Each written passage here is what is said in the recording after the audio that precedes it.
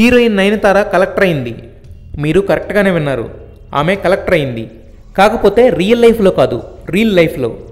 Entry ఇచ్చిన 10 years తర్వాత full ఫామ్లోకి వచ్చిన నయన్ డేట్స్ అడ్జస్ట్ చేయలేక వదులుకున్న ప్రాజెక్టులు కొన్ని అయితే, వివిధ కారణాల వల్ల రిజెక్ట్ చేసినవి మరికొన్ని.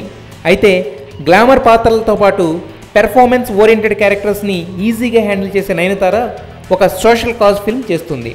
కావేరీ వాటర్ లేక తమిళనాడు ప్రజలు పడుతున్న ఇబ్బందిని చూపించే ఈ సినిమాలో కలెక్టర్గా కీ రోల్ ప్లే చేస్తుంది నయన్. విక్రమ్తో నటించిన ఇరుముగన్ రిలీజ్ కాగానే ఈ సినిమా సెట్స్ పైకి తీసుకెళ్లనున్నారు. హీరోయిన్గా గ్లామర్ని పంచుతూనే హీరోయిన్ ఓరియంటెడ్ ఫిల్మ్స్తో తన రేంజ్ని పెంచుకుంటుంది.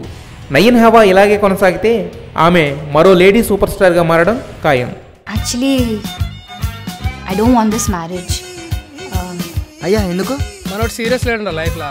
అయినా మనోడు ఎదగాలంటారు కొంచెం. ఏం ఎదగాలన్నా?